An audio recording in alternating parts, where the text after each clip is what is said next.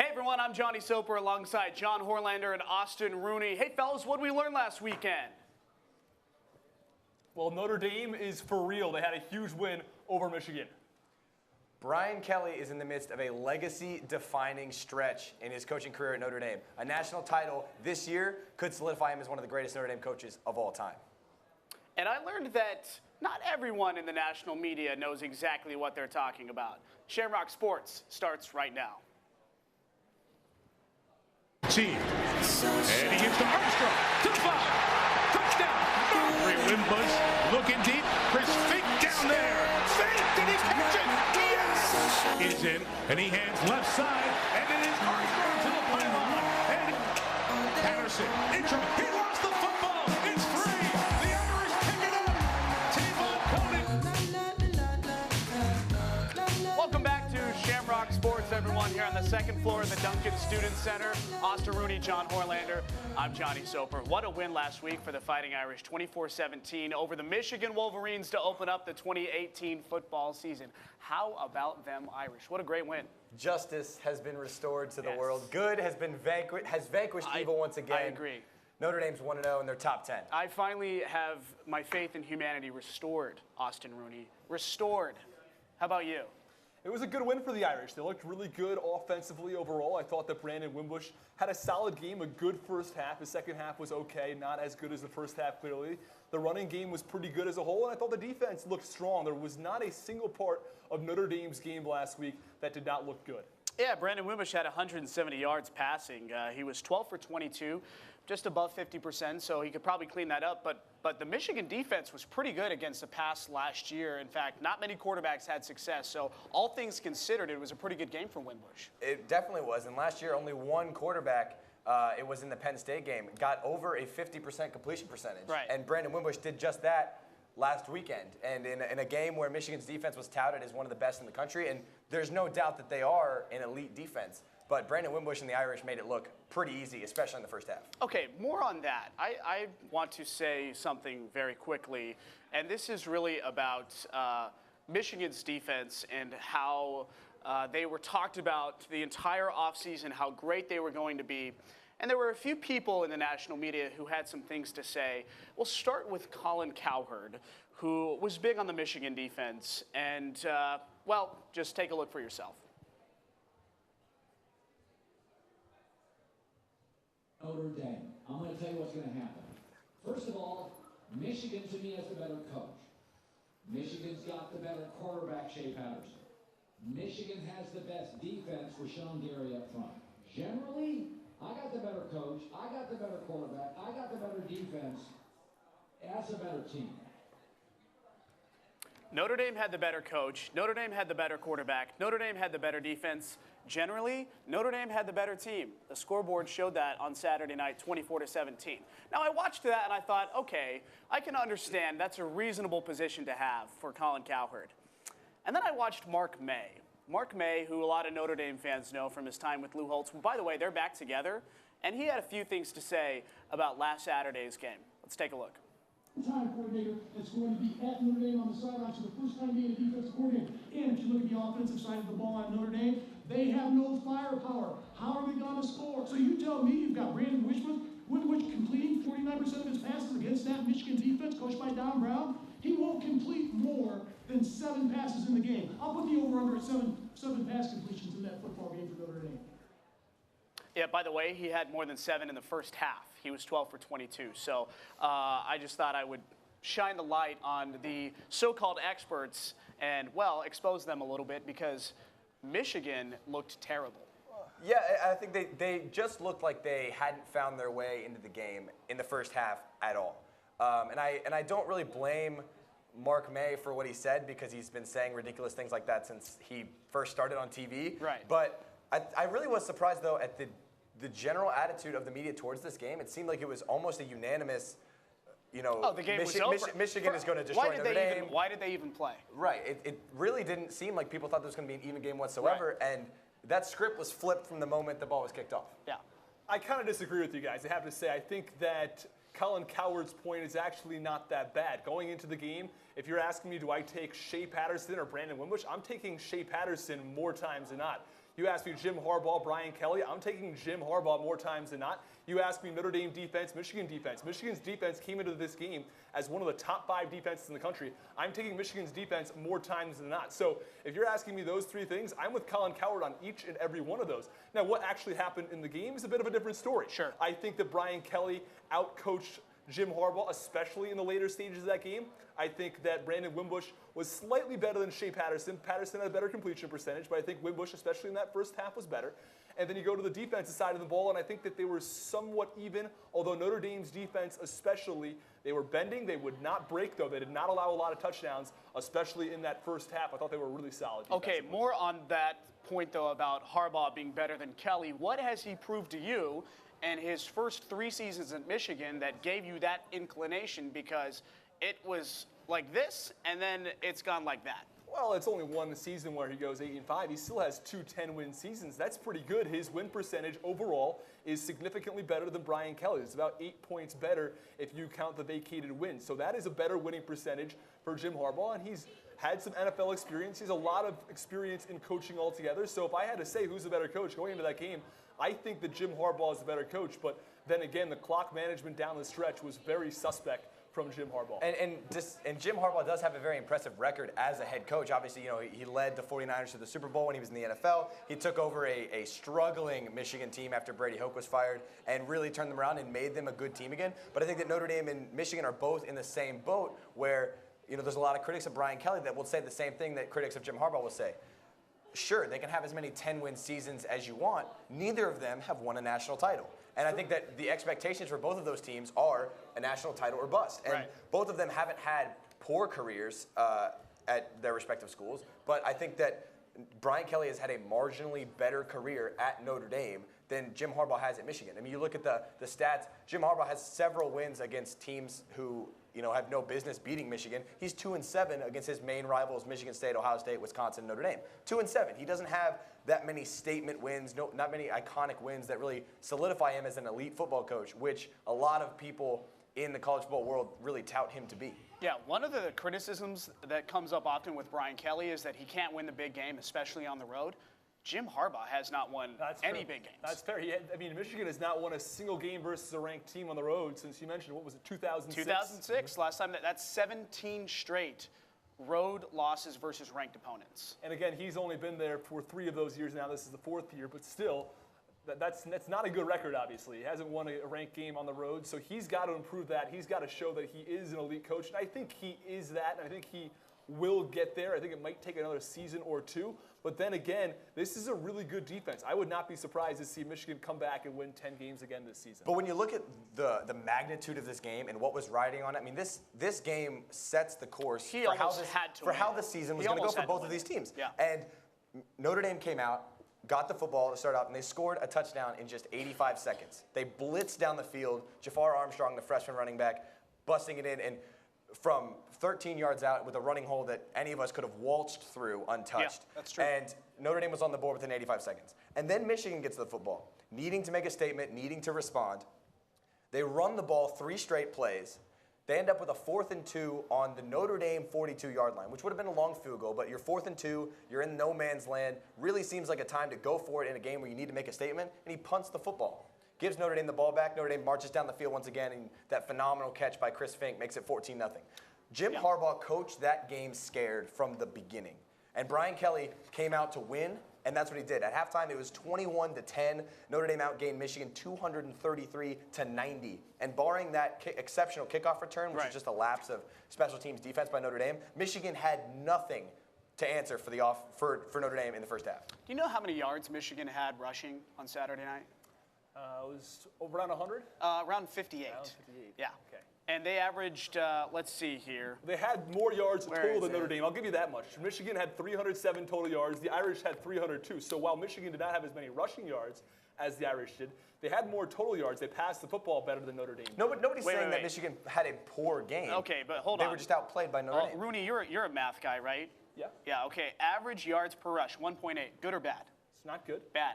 Okay. It's actually second worst in the country in week 1, behind the Louisville Cardinals, near and dear to my heart, my hometown Louisville, got absolutely obliterated by Alabama. So the worst yards per carry in the country was against Alabama, the best team in the country. Second worst yards per carry in the nation was Michigan against Notre Dame. Yeah. That Notre Dame defense was so ignored top to bottom. Everyone was talking about how good Michigan's defense is. Everyone forgot that Notre Dame had a defense too.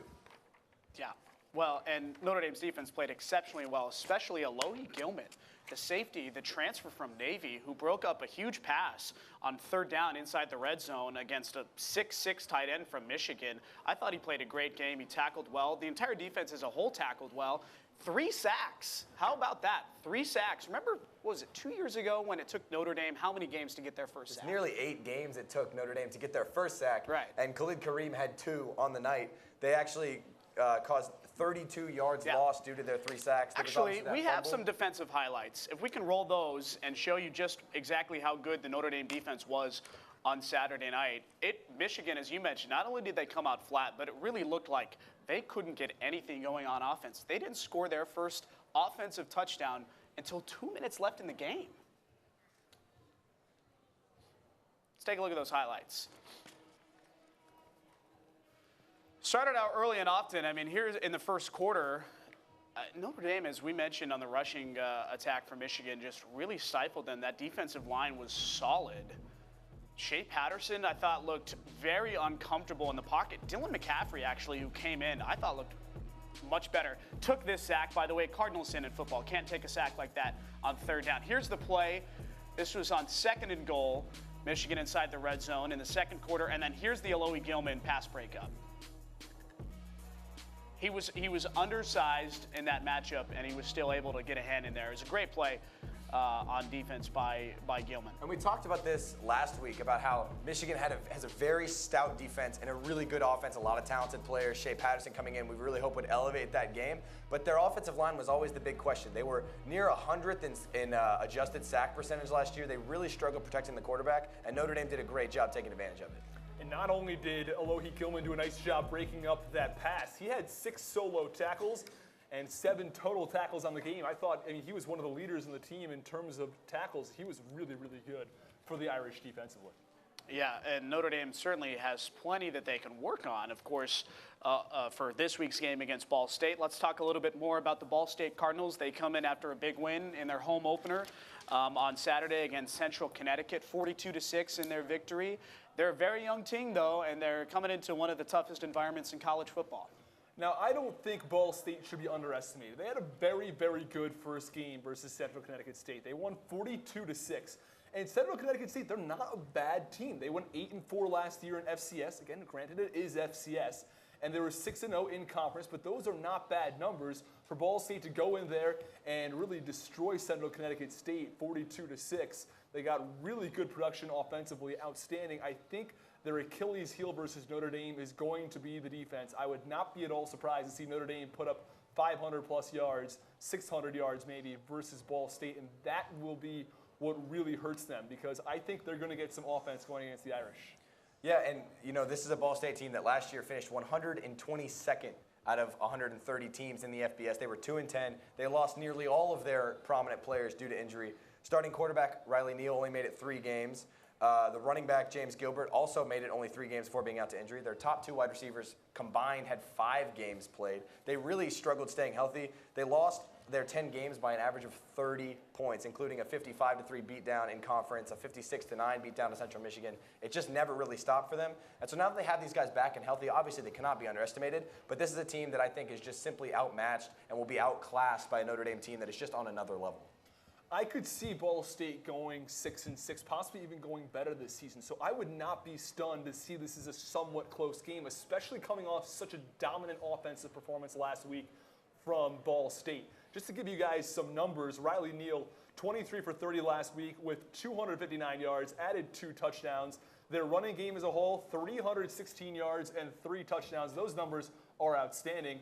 And at the passing game, they had more than 300 yards as well. So these are some really good stats. Over 650 total yards for Ball State offensively.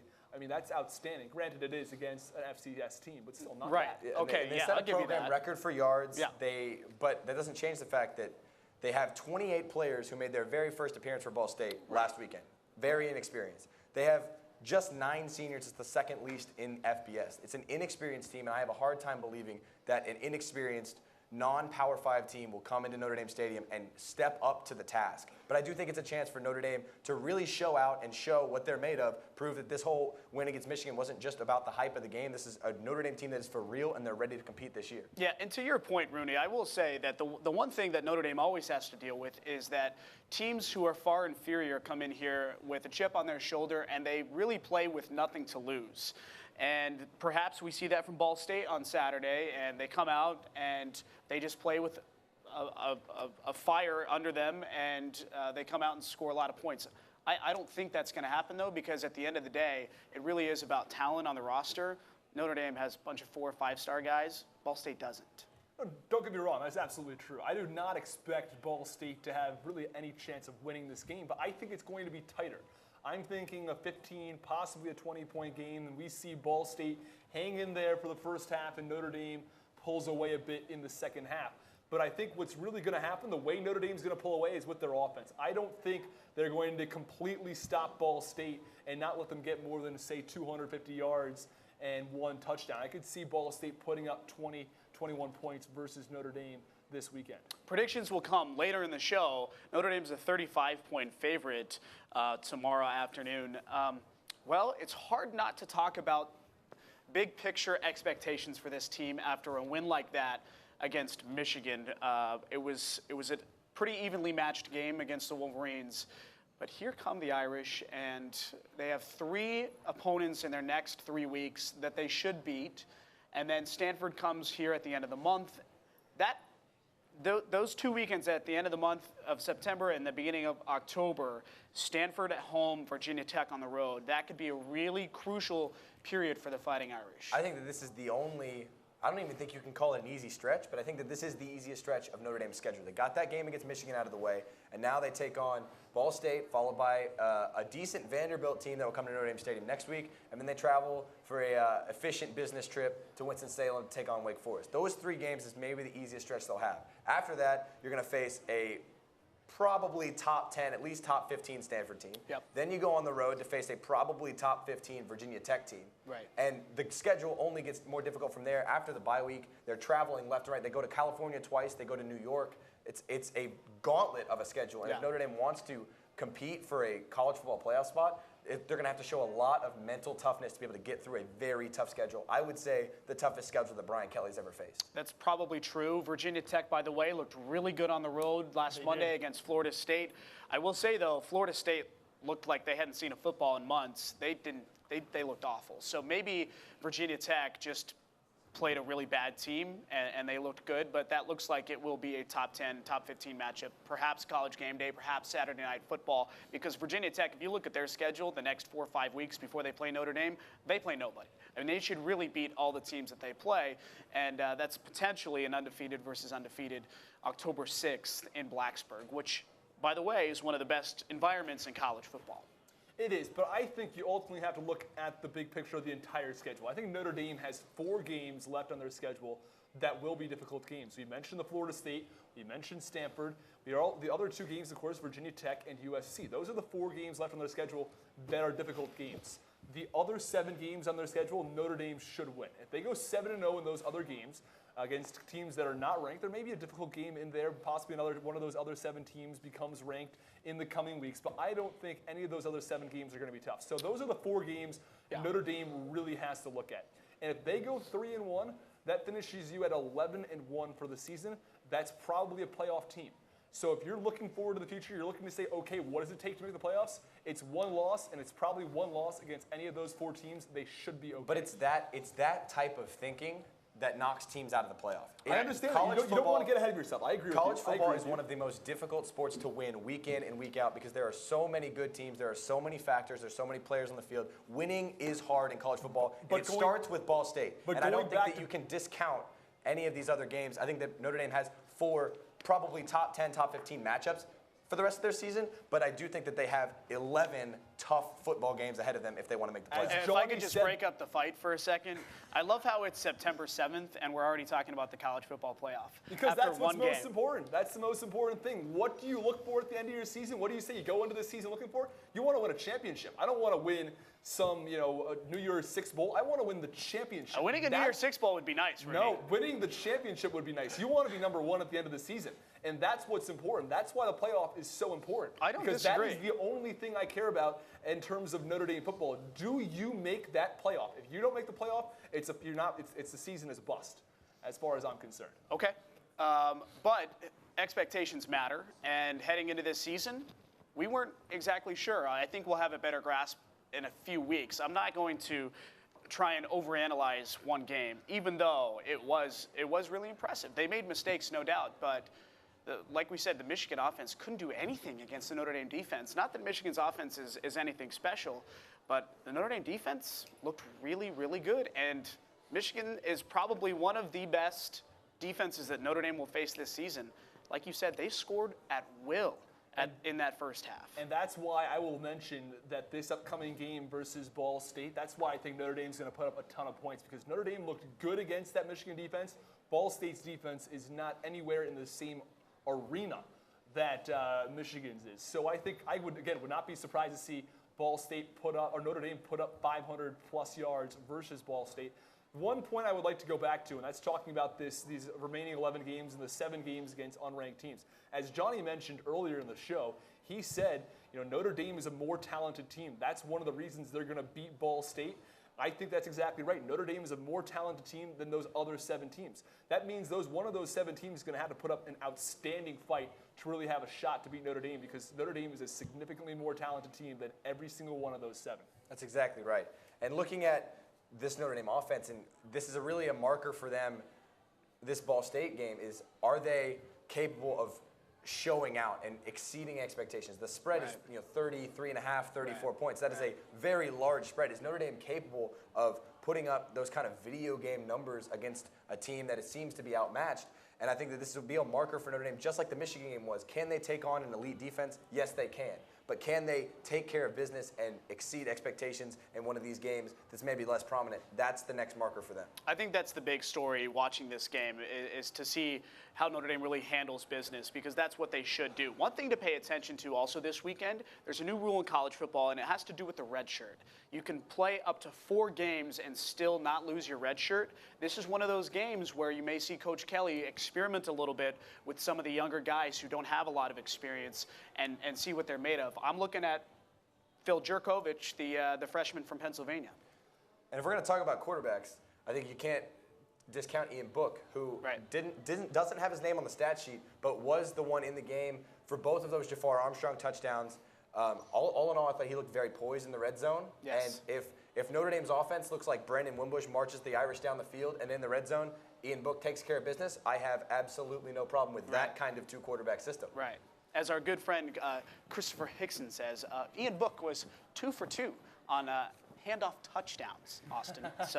But we should look for some of the younger guys to get playing time this weekend, because it's a game where Notre Dame goes up big in the first half. Second half, you can get those guys in and not have to worry about the red shirt. And I think the big piece of that is, do they get up big in the first half? You were mentioning it right there. Notre Dame actually has to come out to a commanding lead in the first half for them to believe that they can put some of those younger guys in. If Notre Dame's only up by 7 or up by 10 at the half, don't expect to see any freshman quarterbacks or running backs, whether it be Phil Jurkovich or anybody else. Right. What was how long did it take for Notre Dame to score their first and second drive? What was that? I'm not a math major. Okay. But it took them 85 seconds to score against a Michigan defense. Right. So, Rooney, I expect big numbers to be put up against Ball State. But that's certainly something to pay attention to. And then next week, Vanderbilt, an SEC team, comes in. Vanderbilt is obviously lower tier SEC, but still it's one of the top conferences, if not the top conference in the country. Notre Dame has to take care of business, and then they go on the road against Wake Forest, setting up what could be a big matchup against Stanford. We mentioned it, but Stanford plays USC this weekend, both teams on Notre Dame's schedule. So this game, Stanford and USC, will be interesting to watch, to get a feel for both teams. USC has JT Daniels, a freshman quarterback. How is he going to play on the road against Stanford, which is not really a tough place to play, but it will be a good barometer for both of those teams just to see how they might end up looking when they play Notre Dame. And in my opinion, I thought that JT Daniels struggled in week 1 against UNLV. So I'd be interested to see how JT Daniels does against Stanford, which is a much more, a much better marker for how he'll do for the rest of the season in the Pac-12. Stanford, by the way, has beat Notre Dame 3 years in a row. They've had Notre Dame's number. Yeah. Not this year. I tell you what, David Shaw, who's one of the best coaches in college football, has had Brian Kelly's number. And so did Jim Harbaugh when Jim Harbaugh was at Stanford. But Coach Kelly obviously got the best of him last Saturday night. 24-17 was the final score. Notre Dame and Michigan and Ball State this week. So with that being said, let's get to what actually is going to happen. We've talked about all this stuff about perhaps Ball State's going to put up a lot of points, like you say, Austin Rooney.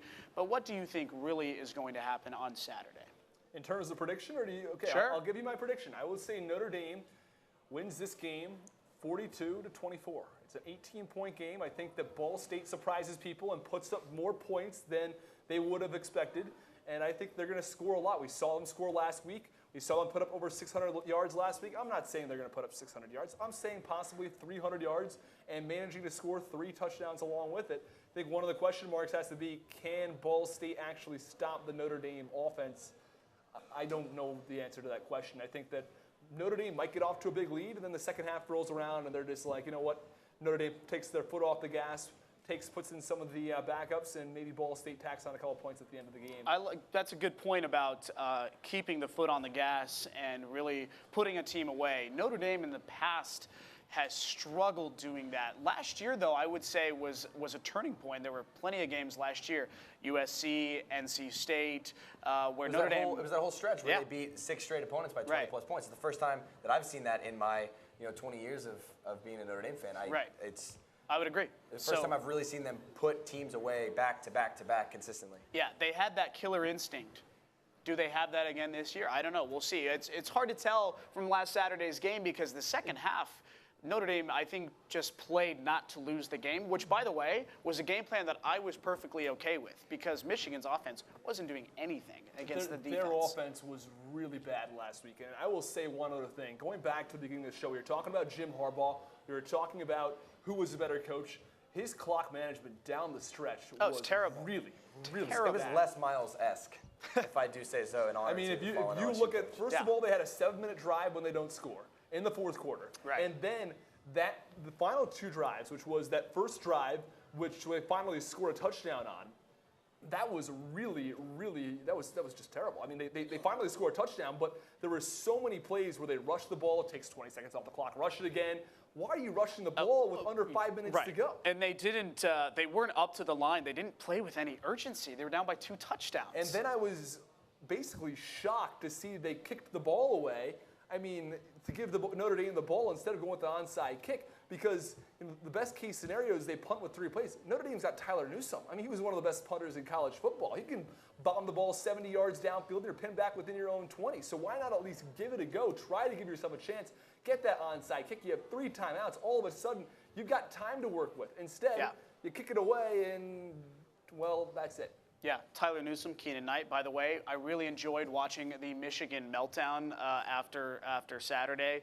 Monday was a holiday, but on Tuesday, all the radio shows, all the articles, it was fun to sort of bask in the glory of a win. At the very least, it was nice to know that had the scoreline been the other way, that is what Notre Dame media would have looked. That is what Shamrock Sports would have currently looked like. Had the scoreline been the other way, it would have been everything is on fire and something needs to be fixed. Right. I do wonder, though, about Michigan. When Dylan McCaffrey came in, when Shea Patterson came out, he looked a lot better. Dylan McCaffrey looked really good. Yep. Another 5-star quarterback. Right. And I'm interested to see if Jim Harbaugh starts to maybe look at Dylan McCaffrey as another quarterback option as they try to get their season back on the right track. I think that he stays with Shea Patterson for at least another couple of games. If Shea Patterson really struggles, then I could see them making a move. But still, Shea Patterson played relatively well versus Notre Dame in terms of his completion percentage. The team did not move the ball all that well, but still, he had a solid completion percentage. I would not throw Shea McCaffrey or Shea Patterson to the curb quite yet. I'll tell you what, though, if they lose any more games before they play their big teams, Michigan State and Ohio State on the road later in the season, the Michigan fan base is going to want something. What they're saying is Harbaugh can't call the plays anymore, so that might be tough. We'll see. Prediction for you, my friend. I think that Notre Dame is going to do their absolute best to keep Ball State out of the end zone. I wouldn't be surprised if Ball State puts some points up. I think they maybe get a couple of field goals, but I really do think that Notre Dame is going to suffocate them with their defense and show out offensively. I think they're going to put up insane numbers. I'm talking like Boston College last year, maybe 600 yards of offense. I'm going to go with 49-6 Notre Dame. All right. Notre Dame and Ball State, 3:30 Saturday at Notre Dame Stadium. Enjoy the game, everyone. Thanks for watching Shamrock Sports.